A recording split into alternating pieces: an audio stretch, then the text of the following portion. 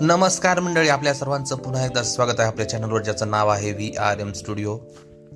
आणि मागच्या व्हिडिओमध्ये जे आपण पाहिलं होतं की वडवणीचं रेल्वे स्टेशन या संदर्भातला आपण व्हिडिओ यूट्यूबवरती टाकला होता आणि त्याला चांगला असा रिस्पॉन्स सगळ्यांकडनं मिळाला, म्हणून त्याचं पुढचंच एक्सटेंडेड व्हर्जन मी तुम्हाला घेऊन आलो आहे. तर हा जो परिसर आहे, हा परिसर आहे वडवणी रेल्वे स्टेशनचा जवळचा परिसर, म्हणजे चौफळदारा हा आहे.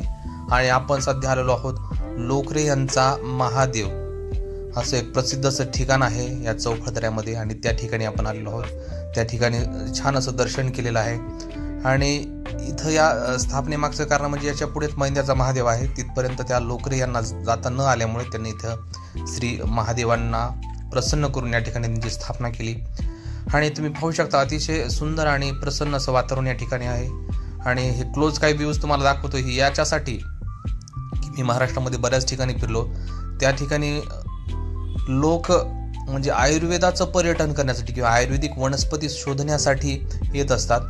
आणि आपलं वडवणी परिसरातील हा चौफळदरा तसा दुर्लक्षितच असा म्हणावं लागेल, कारण या ठिकाणी भरपूर अशा दुर्मिळ वनस्पती आहेत ज्या की मी म्हणजे आपलं गुगल लेन्स आहे त्या गुगल लेन्सवर सर्च करून मी पाहिले की बऱ्याचशा अशा वनस्पती आहेत जे वेगवेगळ्या म्हणजे इव्हन कॅन्सर सारख्याही आजारांसाठी उपलब्ध असणाऱ्या काही वनस्पती या ठिकाणी मला आढळल्या.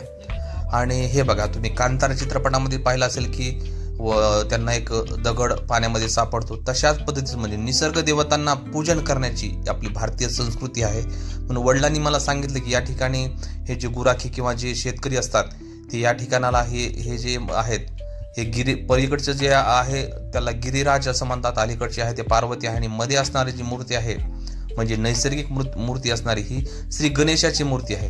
ती या ठिकाणी आम्ही पूजन केलं, त्यांचं दर्शन केलं. बघा, खूप छान वाटलं. म्हणजे निसर्गाचं पूजन, वेगवेगळ्या नावाला त्यांना नावं देऊन निसर्गाचं पूजन करण्याची आपली भारतीय संस्कृती आहे. आपले सणवार देखील त्याच्याशीच रिलेटेड असतात.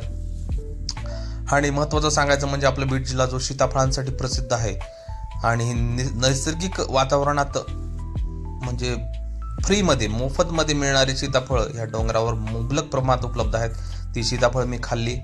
आणि हे बघा, हे अजून एक ठिकाण आहे म्हणजे निसर्ग देवतेचंच हे ठिकाण आहे. याला येथील जे लोक याला रंगनाथ असं म्हणतात. ह्या रंगनाथाचं दर्शन केलं. हे अगदी माथ्यावर असणारं हे ठिकाण आहे. आणि त्या ठिकाणी दर्शन घेऊन काही सीताफळ घेतली, म्हणजे आम्ही अशा तयारीत नव्हतो की सीताफळ भेटतील म्हणून. आणि हे बघा, हा आहे पानवाटा म्हणजे नैसर्गिक पाण्याचा स्रोत. पूर्वी हा मार्ग खडकी वडवणी असा हा मार्ग होता. या ठिकाणी जे भाजीपाला घेऊन यायचे व्यापारी ते या ठिकाणी पाणी प्यायचे. आणि ही आहे कपार. तर अशा पद्धतीनं सुंदर आपला व्लॉग झालेला आहे. तर आपल्या चॅनलला लाईक, शेअर आणि सबस्क्राईब करा. धन्यवाद. थँक्यू. Bye bye.